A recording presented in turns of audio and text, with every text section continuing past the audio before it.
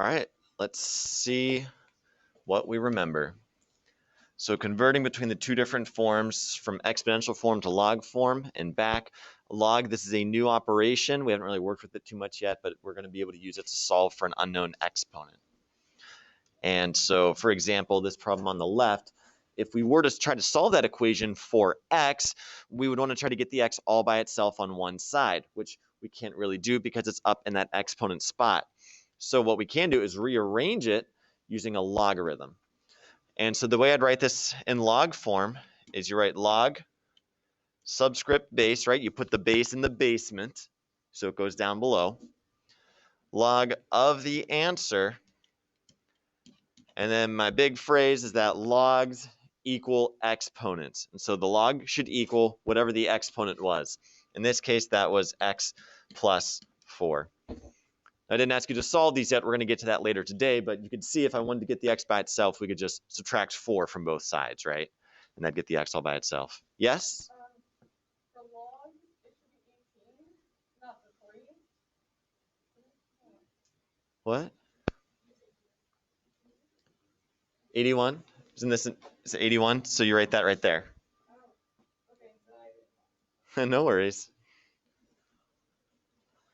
And again, we don't know how to calculate that exactly yet, but we will. By the end of today, you'll know how to type that into a calculator. Okay, over on the right, this is in log form, and if we were to try to solve that, we would want to rewrite it in exponential form. And so to go from log to expo form, you start with the base, which is in the basement, right? You look at that subscript, which is a 5 in this case. You raise it to the exponent. Well, where's the exponent? You look at what the log is equal to, because logs equal exponents. So this exponent is a 4, and that would equal the answer. And this one, you could actually just calculate that right off the bat, right? 5 to the 4th power, boom, that's what x is. So that's just a little refresher of rearranging log form to exponential form. Now today we're actually going to cover 2 different lessons. And the first one is going to be something called log properties. And because I've said before, like a log equals an exponent, do you know how we have a lot of exponent rules? Like the way you can combine exponents by like multiplying them or adding them together or whatever? Well, in a way, we can do the same thing with logs because logs are exponents. And so we're going to look at these log properties, 3 log properties today of ways that we can combine multiple logs. So if you have an equation with a couple logs in it, we can combine it to make it a single log, and then perhaps we could rewrite it in exponential form to solve it. So we're going to need to use these to solve our log equations. So today's lesson, this is target 7.3, properties of logarithms. And we're going to be using these 3 properties here to condense, which means to like make smaller, or to expand, which means to make bigger, different logarithmic equations. And we're going to go through these 3 properties today. So go ahead and jot those down. Give yourself a little heading in your notebook for this target. And then we're going to talk about each one and do some examples of them.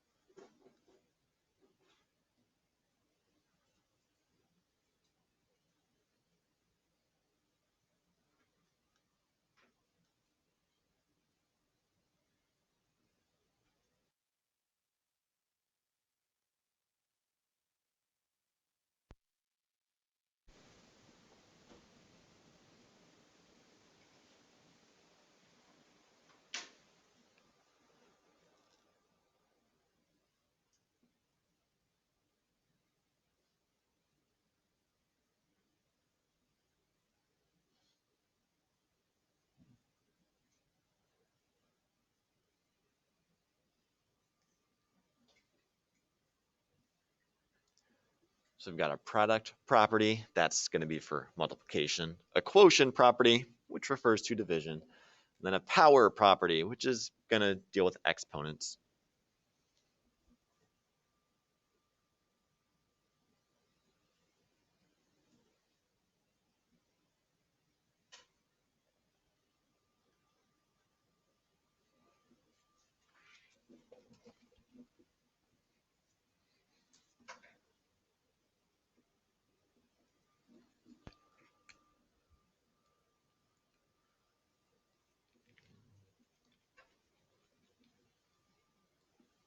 Don't worry if you don't get the names of the three properties right now. We're going to have a new slide for each of those as we practice it. So as long as you have the title and understand what these properties are going to be used for, we're good to go. So to start things off, we've got the product property. So this right here at the top, definitely have this written down in your notes. Put a box around it just like I have. You're going to need to refer to this. It's important to realize that this product property works in two directions, meaning if I've got the log of something plus the log of a different thing, so if you're adding two different logs, I can combine them and write it as a single log of those two, but they're being multiplied together. So it's a little weird. You're kind of switching. So if the two separate logs are being added together, you can write it as one log that's being multiplied.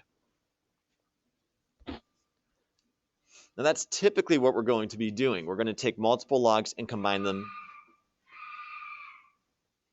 into a single log.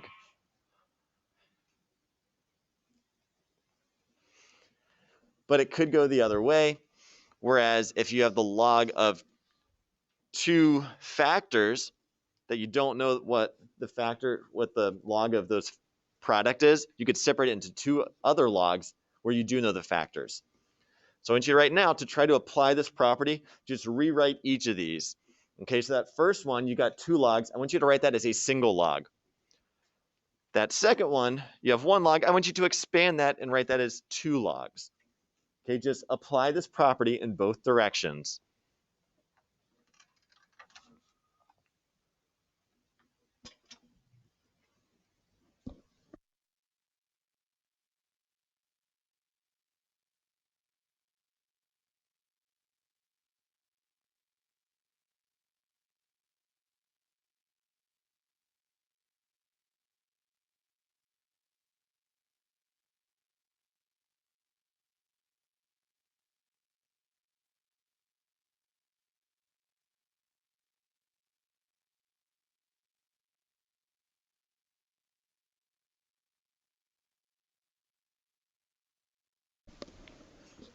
So we have to know how to use this property in both directions, from left to right or from right to left. The property holds true either way. So this first example we have here, well, let me keep that property up. Log of 2 plus log of 6. We'd write that as one log, but those two like answer portions that comes after the word log, you would multiply those together. So that's the log of 2 plus log of 6. We'd write that as the log of 2 times 6, which is simply the log of 12, right? You just multiply those two answer parts together. It's now a single logarithm. Now, the reverse of that, down below, I've got the log of 3 times g. So that is a product in a single log right there. I can expand that, right, as two different logs. Maybe I don't know what the log of 3g is, but if I know the log of 3 and I know the log of g separately, I can calculate them and then add those together. So sometimes it's more beneficial to separate them out as the log of 3 plus the log of g.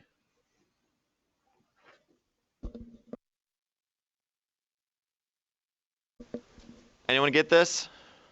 You have those two? Okay. Nice. Should be pretty straightforward. If you're adding two logs, you write it as the product of a log. So you have to associate that operation together. Associate addition with multiplication. I mean, both of those are operations that make numbers bigger, quantities bigger, right? And I always think a plus sign looks just like a multiplication sign, like if you just tilt it a little bit. So those two go together. So if you add two logs, it's the same as the product of those two logs.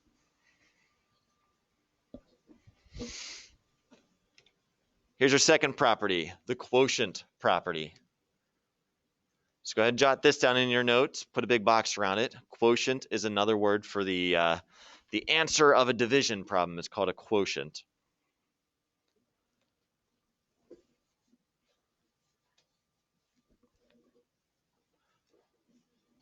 So the log of x minus the log of y will be written as the log of x divided by y.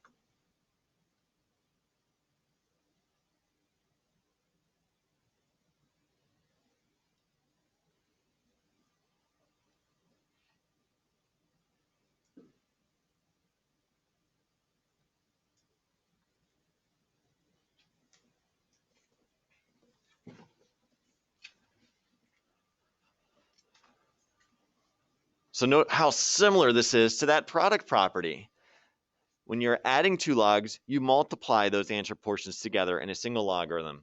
In this case, though, if you're subtracting two logs, then you write it as a single log, but with division instead. Right? So you have to keep that straight. Now, also, I think it's kind of easy because doesn't this subtraction sign look just like a division sign in a way, or a fraction sign at least? Okay, so you're going to keep those two straight. Whereas addition looks like a multiplication sign. If you're subtracting them, you divide, right? And subtraction and division are both operations that make numbers smaller. Okay, it's another way to associate those together so you don't mix them up. All right, go ahead and apply this property in both directions. So first, when you have multiple logs, I want you to condense those into a single logarithm. And in that second problem, you have one log. I'd like you to expand that into two logarithms. So you're just doing the opposites for each of these, applying that same quotient property.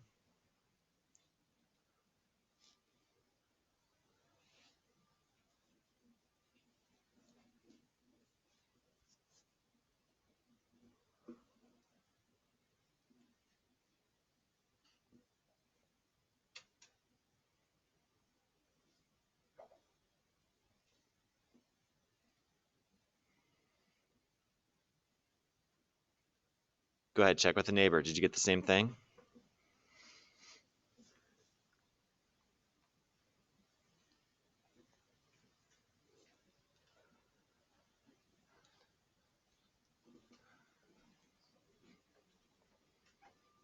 So this first one, log of 2 minus the log of 6, we're going to write that as one logarithm. But the two answer pieces, the 2 and the 6, we have to write that as a fraction. And whichever log is being subtracted, so see how this whole log is like negative? That means it goes into the denominator. So whatever one's being subtracted will stay in the denominator of that fraction. So it's going to be 2 over 6.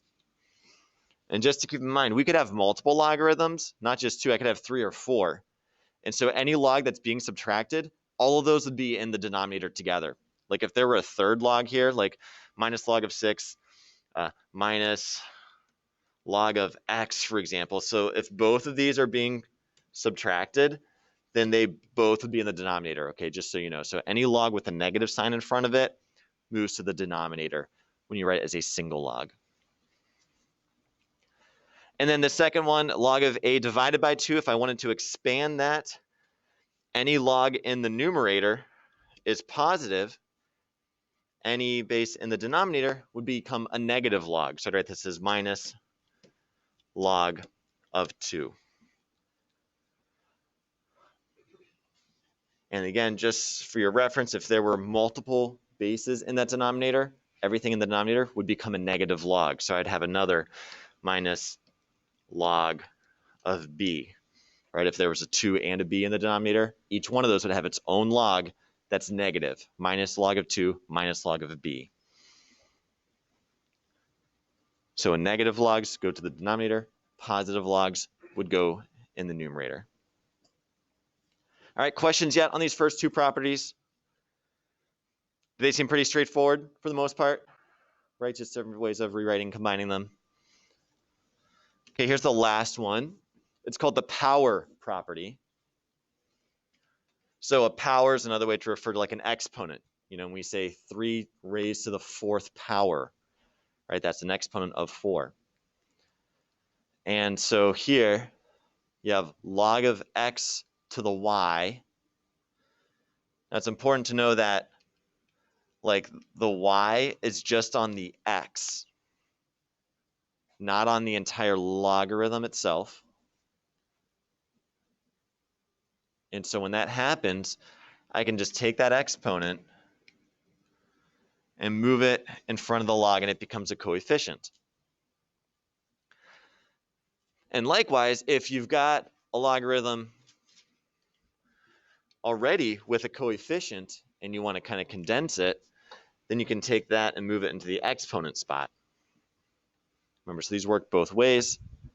Let's go ahead and have you try to apply that property to these two examples here.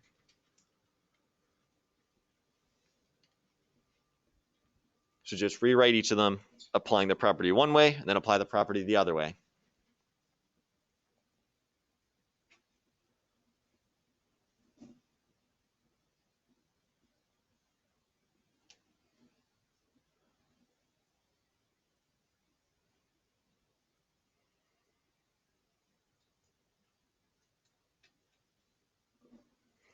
To calculate anything, we're just rewriting.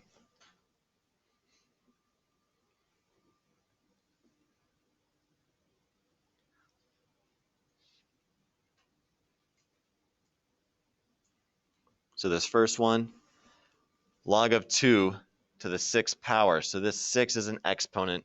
We'd want to move that by bringing it over to the front. So we'd write it as 6 times the log of 2. Just move the exponent into that coefficient spot. Down the bottom, 5 times the log of k. I could rearrange that by writing log of k to the 5th. I guess it doesn't matter if the 5 is in the parentheses or outside the parentheses. The only time where you're not going to really see this, but this is not the same as this log of k to the 5th. So like this is saying take the log of k, like hit enter on your calculator, and then raise that to the 5th power. But that's not what this is saying. This is saying take the log of whatever k to the 5th is. So you would kind of do k to the 5th power first, and then take the log of that number. And that's it for the properties. Those are the 3 properties that you're going to have to apply. And this is an entire learning target. I'm going to say, hey, use these 3 log properties to expand this into multiple logarithms. Or the opposite, I'll say, hey, use those properties to condense these into a single logarithm. And that's it. That's an entire learning target. The, I guess, tricky part to this, the catch, will be that you're going to have to apply multiple properties at once. It won't just be as straightforward as these where I'm isolating it. We're going to have a whole bunch of properties all at once. Like these. Because it's more fun this way. Right? Don't want it to be too easy for you. All right, take a few minutes. And each of these are written as a single logarithm, and I want you to expand them into multiple logarithms. In fact, I want you to write these in as many logarithms as you can. I guess the general rule of thumb should be you should have 1 log for each base inside the parentheses. So this top one, log of 3xy, how many different bases are in the parentheses? You're going to show me with your fingers, everybody. Okay, there are 3 of them.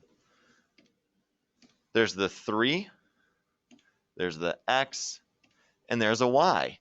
Each of those bases should have its own logarithm. So when you expand that one correctly, you should have 3 logs. The log should be written 3 times. How about for the second one? How many logs will we have for this bottom one? Show of hands. 4. Because you got the 2, the a, the b, and the c. Right? So let's see if you can apply these properties to expand both of those. The top one should become 3 logarithms. The bottom one should become 4 logarithms.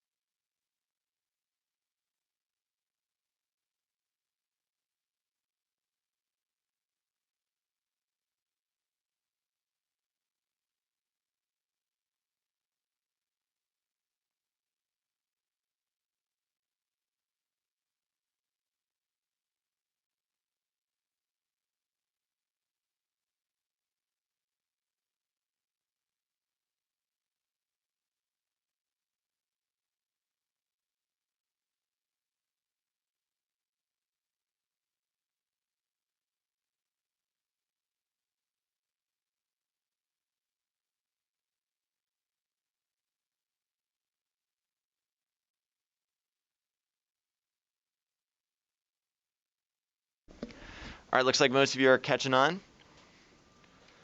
So the top one, I saw pretty much everyone had this one correct. Make sure you recognize that. I mean, the trickiest part about this one, it's not really a trick question, but a lot of students forget that like the 3 is its own base. And so this is going to be log of 3 plus the second base, log of x, plus the third base, log of y. By the way, you don't need those parentheses. As I showed you yesterday, some of them didn't have them. But if you don't write them, then this last one becomes loggy. It's cute. Good morning, everyone. I'm Mr. Wojcik, and you're stuck with me for a semester. Ha! And all of my jokes. Okay, the second one. Log of 2a divided by bc. Now, I saw a few different things that students had here. The key thing to keep in mind is any term in the numerator, which the 2 and the a are both in the numerator of that fraction. That means when you write out their own logs, they're both going to be positive. So this is a log of 2, a positive log of 2, right? I don't need to write the plus in front of it. We know it's positive then. Plus the log of a. I saw a few students with a minus sign in front of that one, but because the a is in the numerator, it's still a positive logarithm. Now those others, the b and the c, they're both in the denominator. And so I saw one of two things. I saw some students write minus and then do a set of parentheses, which I really liked. I was impressed with that. Parentheses, log of b plus log of c in parentheses. And that is 100% acceptable because you've got those parentheses. You've got the plus sign here because it does show, this is b times c. But because they're both in the denominator, you've got to have this minus sign out in front, and you'd have to have both of those in parentheses to indicate that they're both technically being subtracted. Now, the other way you could write this then would be if you were to distribute that negative sign. You could get rid of those parentheses, and these last two logs would simply become minus log of b and a minus log of c. And then you still have these two from up here that are positive. All right, so that I guess would be the cleanest way to write it because you don't have additional parentheses anywhere. And if you look at those 4 bases, you can see that the 2 bases that are positive are both in the numerator, whereas the 2 logs that are negative were both in the denominator. That's how I want you to think about these, okay? If it's in the numerator, it's positive. If it's in the denominator, it's negative, because students mix it up all the time. Those of you that did the parentheses here, I will 100% accept that. If that makes sense to you, keep on doing that. That is golden. That's great. Keep it up. All right, we feel okay with these properties, the product property and the quotient property, and combining them?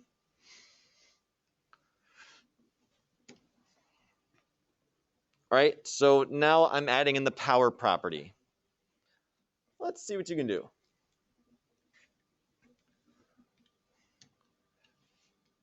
Don't be worried about making mistakes. That's where learning comes in. If you try this and you get something wrong, you'll learn from that much better than if you don't do anything and just wait for me to go over the problem. So please, let me see what you can do.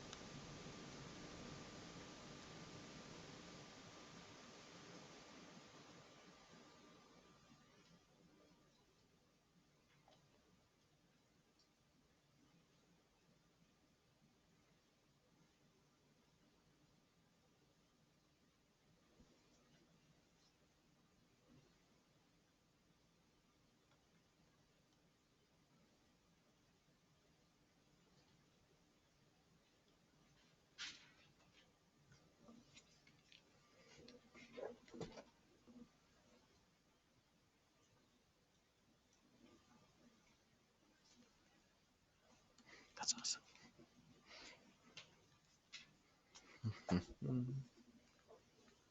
Just think about some of your exponent properties and how they would apply here.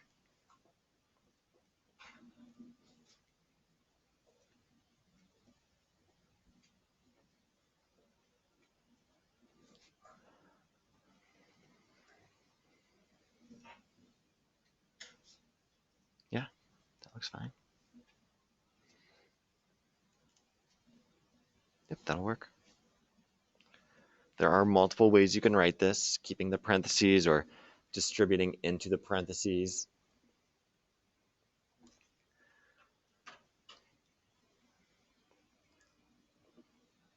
How many logs should you have written for each of these problems?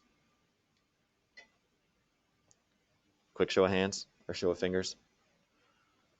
1, 2, 3, 4, 5, 6, 3, 2, 1. So think about how many bases are in each set of parentheses. This first one, there's a 5 and an M, only 2 bases. So you should have 2 logs. Now what about this 2 that's in front? What can I do with that 2? So that one power property of logs is you take the 2 and you move it out in front.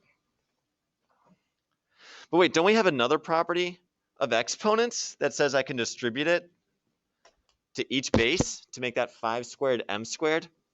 Turns out you can do this in any order, any way you want. So we could write it 2 parentheses log of 5 plus log of m, close parentheses. So I saw some students do this, and this is perfectly acceptable as long as you have that extra set of parentheses around both logs. Because in the original problem, this 2 is over the parentheses for both the 5 and for the m. So if you want, from this step, we could then distribute the 2 to go in front of each of those logs.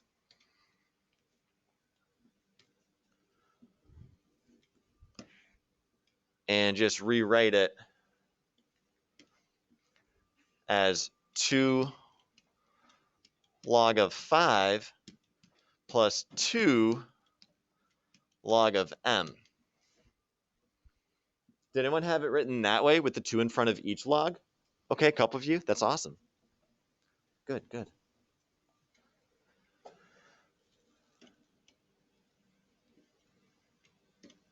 And if you decided to distribute like this exponent inside the parentheses first, you'd have log of 5 squared m squared.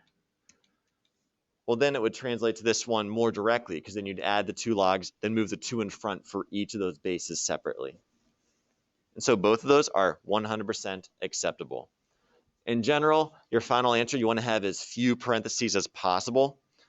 So this would be the preferred one, but I still would completely accept this up here if you had the 2 in front with the extra set of parentheses around both the logs. Both those would be acceptable. And we have the same kind of idea down here with this one. There are 2 bases, right? There's just the x and just the 2. So we're going to have 2 logarithms in our final answer. What about that 5 out in front? Well, I could distribute it in, or I could move it to the front right away. We're going to get the same answer no matter which order we do that, which is nice. You don't have to remember, oh, I've got to do this first. Well, you don't always have to do things in a specific order with the logarithms. So if we write it out like that, we could have 5 parentheses log of x to the third minus log of 2, close parentheses. Right, so that 5 is on both of those logs, the x and the 2, so it'd be out in front.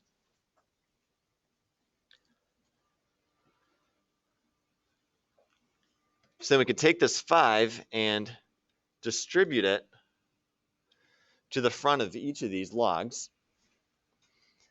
That would give us 5 log x to the third minus 5 log 2. There's one more thing we can do still. What is that? What do we still have left? There's a 3, right? There's still another exponent right here. Where can I move that 3? Do I move it in front of both logs or just the log that it's a part of? Just right here, right? Move it in front. Now there's already a number in front. There's already a 5 there. So what do you think I do with those two numbers? Good. We're going to multiply those together. And we would have our final simplified answer as 15 log of x minus 5 log of 2. So that right there would be the preferred final answer for expanding this logarithm without any exponents. All right, make sure that it is a subtraction for that log 2 since it was in the denominator here of that original fraction.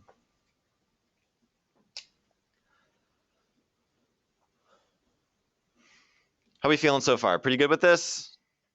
Hopefully it's not crazy advanced over your head. It should be pretty straightforward, just some new properties, but they're basic, right? It's some basic operations that you already know. It's just like rewriting for the most part. I'm sure that it can't get more difficult than this, right? Like there's no way that I'd make like a crazy hard problem coming up. That doesn't sound like something I would do, right? No. Oh, this isn't bad. This is just doing the opposites, okay? Those previous examples, we all had single logarithms and we expanded them into multiple logarithms. In this case, we have multiple logarithms and we want to condense them, condense them into a single log. That means, everybody, that your final answer here should be log of something, okay? This is what the final answer needs to look like. I remember on tests last year, students would still write multiple logs. It'd have like a log divided by another log, and that's not it. When you combine logs, you write it as a single logarithm.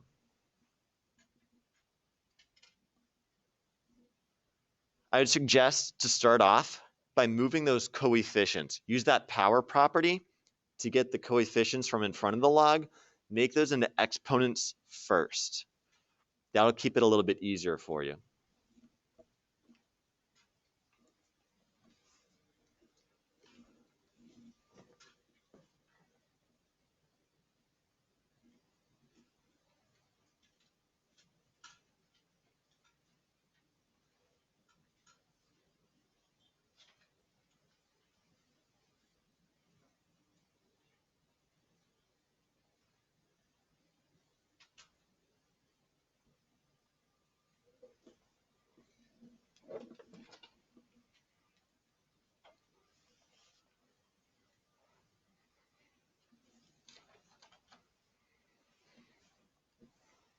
So start by moving those coefficients to become exponents. And then you'd be left with two logs that are being added together. So think, okay, well, what do I do when I'm adding two logs? How do I combine that into one log?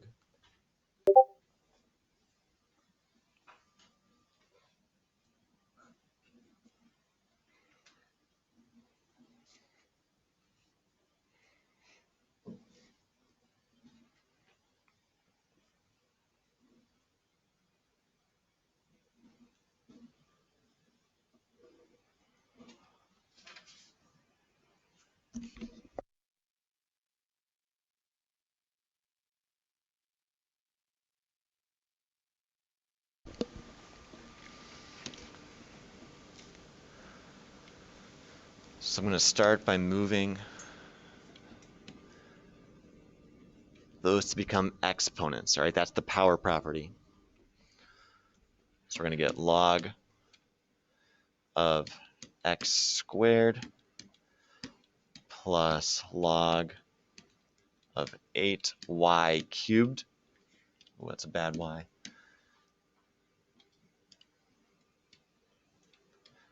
Now the 8y does need to be in parentheses because that 3 is affecting both the 8 and the y, since the log was of 8 and the y. And then I see a plus sign. If you're adding two logs, what operation do I do inside of the single log?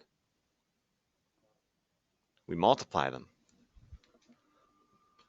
So I'm going to write this as a single log of that first whole base is x squared. That second base is 8y cubed. So notice I'm writing it as though they're being multiplied together. They're right next to each other. If we wanted to just clean up all those parentheses a little bit, I would just distribute the 3, that exponent, to make it the log of x squared times 8 to the third times y to the third. You can put the dots in there if you want. I suppose one final thing is we generally write numbers first in front of variables. So we can just rearrange this. This isn't a necessary step, but you can. So 8 cubed x squared y cubed. And if you wanted, you could even multiply out 8 to the third, which I do not know off the top of my head what 8 to the third power is. It's bigger than 10, I know that. 60, what is it? 64 times 8? No? All right. No one got it? 512? Are you sure? According to your calculator. I trust your calculator. So you could write this as 512 x squared y cubed. So that right there would be everything we can do written in the nicest possible form for a single logarithm.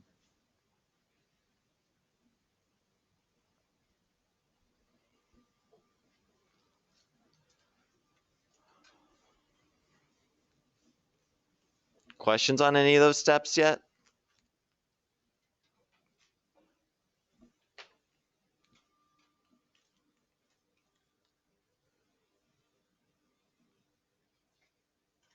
All right.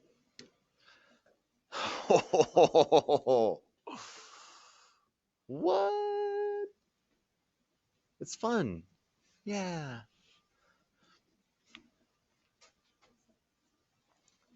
It's like Candy Mountain.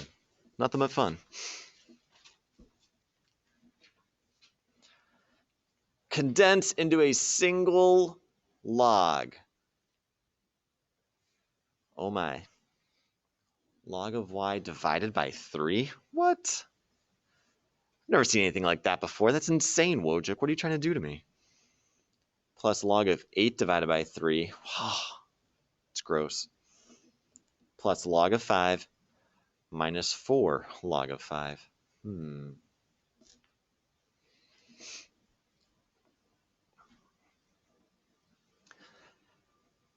Hey, quick refresher. Dividing by 3 is the same as multiplying by what fraction? That's right. That's the same as multiplying by 1/3.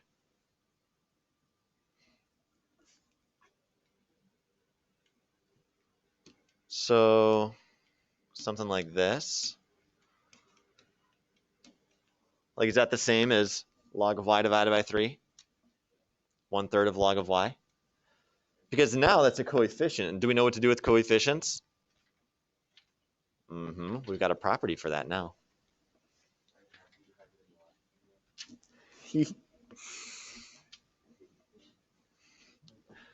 Just a little loggy.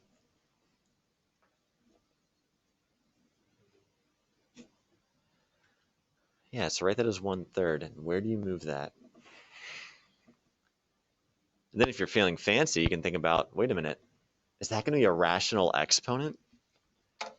I know how to rewrite rational exponents as a radical. Oh man, Wojcik's bringing everything back.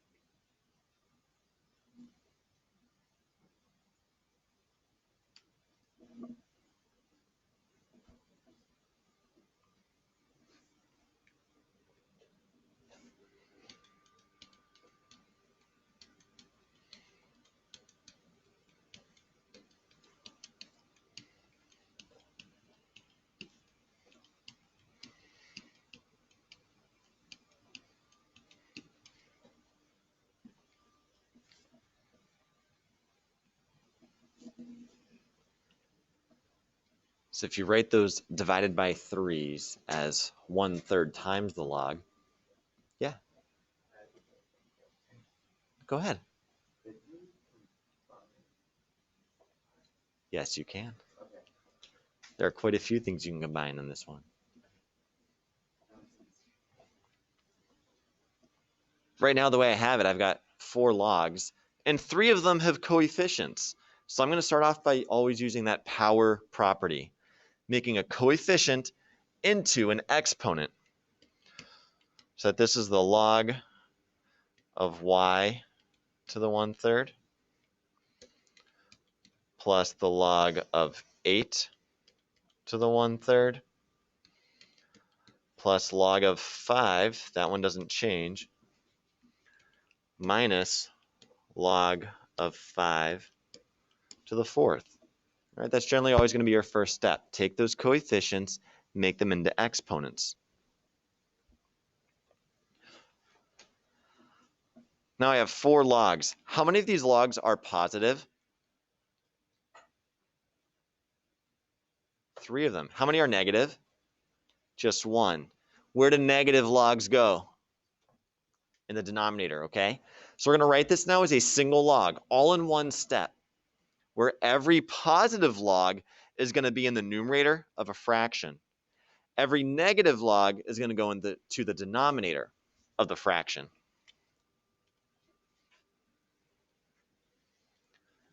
So we're going to go ahead and write it as a single log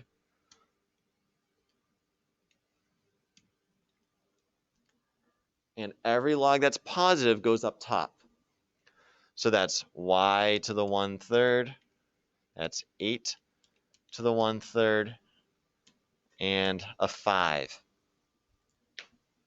Those are the 3 positive logs. They all are being multiplied together, all in the numerator. That last log, 5 to the 4th, it's being subtracted. So it's got to go in the denominator, 5 to the 4th.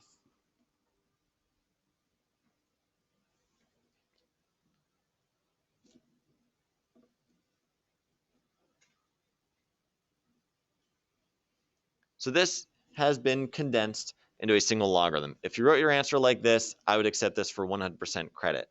But there's a lot more we can do inside the parentheses to simplify it further.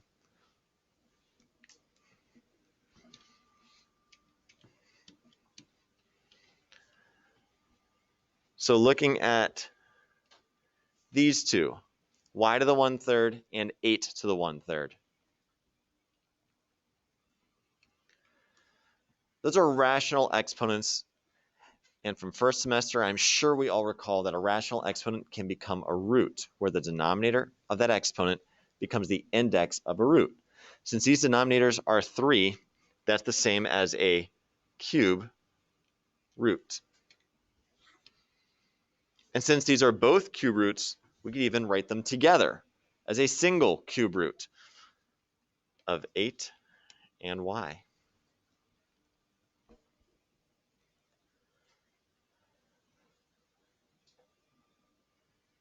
Again, you don't have to do this. It's just trying to refresh your minds with some stuff from earlier on in the year. If we look at these, 5 to the 4th and 5 to the 1st, where are there more 5s, top or bottom? How many more? 3 of them. So this simplifies to 5 to the 3rd.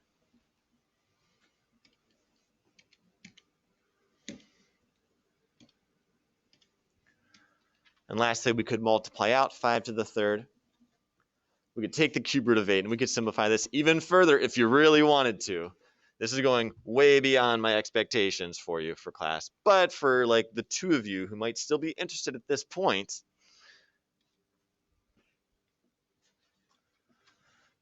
we could write our final answer. Log of the cube root of 8 is how much? It's 2, right? 2 times 2 times 2.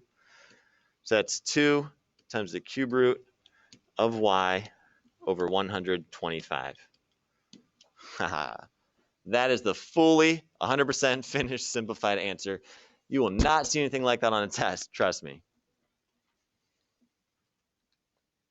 but they are still little mini steps that you should know at this point in Algebra 2. You should know how to do each of those steps.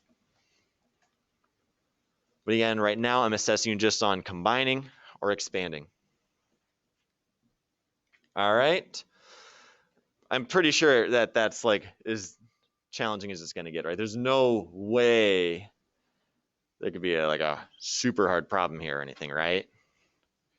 Should I go to the next slide or should we just move on to the next lesson? I kind of want to see. Do you think there could be something?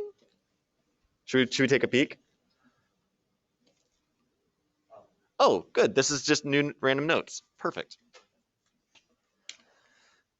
On your calculator, I'm sure you've seen the log button, right? You've seen the log button on your calculator. However, when you press the log button, it doesn't give you the option to write a subscript, meaning you can't write a log with a different base on your calculators. Well, what's that mean then? If a log doesn't have a base, what's the point of it? Well, turns out that our number system that we use is called base 10, right? We have a base 10 system. We have 10 digits from 0 to 9.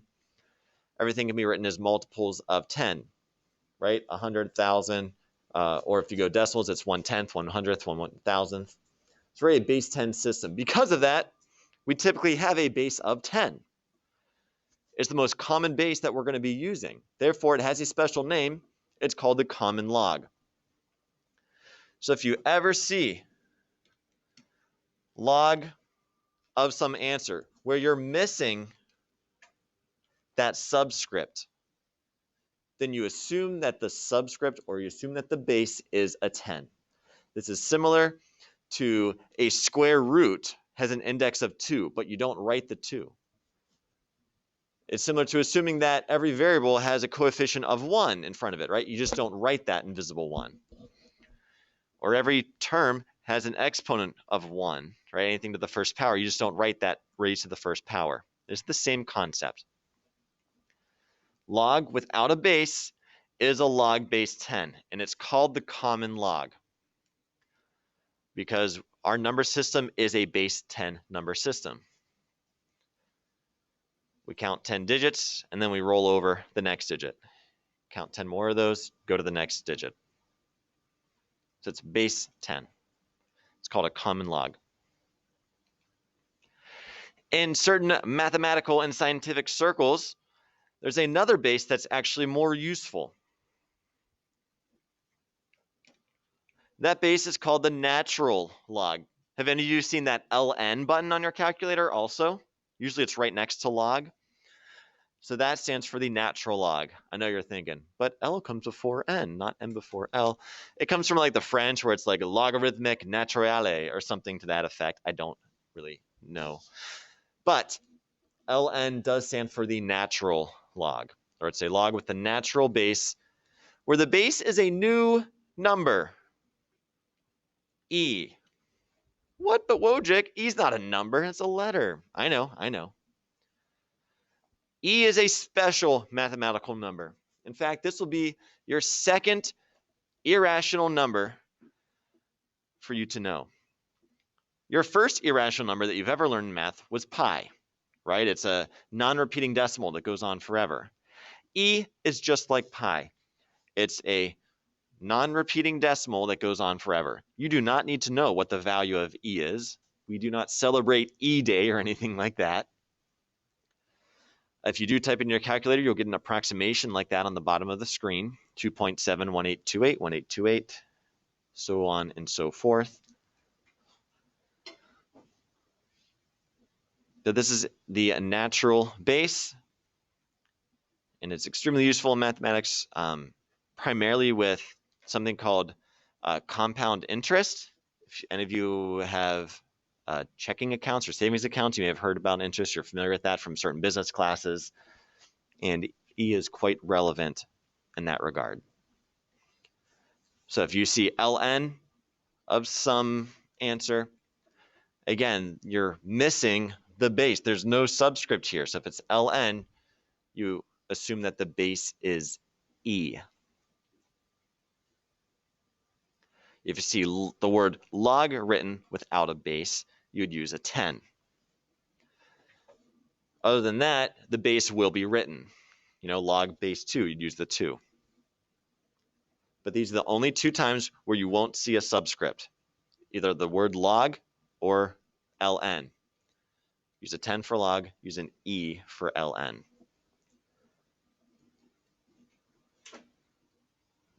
All right, and again, you do not need to know what the value of E is. Just know that it is a special number similar to pi. It's a special number that's pretty useful in mathematics.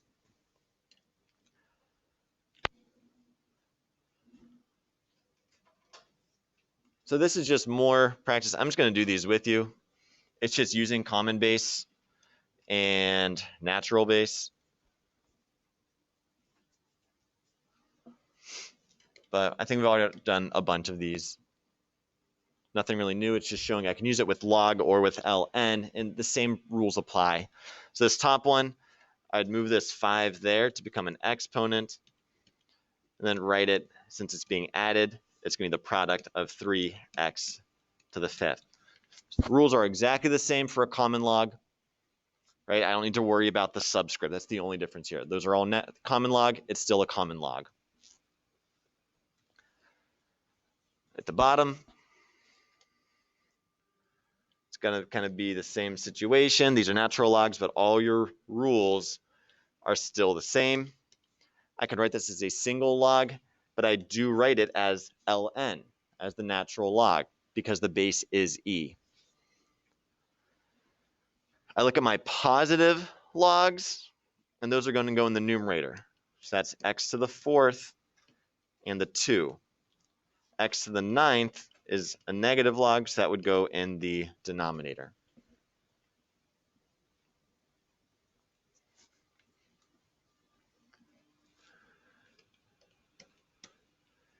And I can simplify this because I have x to the 4th on top and x to the 9th on bottom.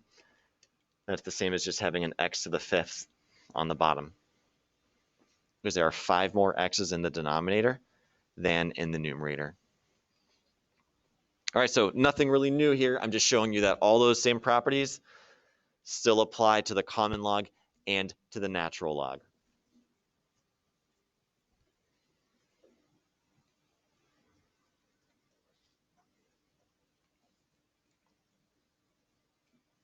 All right, we okay so far? So far, it's been an hour. Yes, we're doing great. Oh my gosh, we're done. Go ahead, you can rejoice a little bit. You can do a little fist pump or a little mini dance if you want. Yeah, go ahead, stretch it out if you need to. Stand up, reach to the sky, and get ready for our next lesson.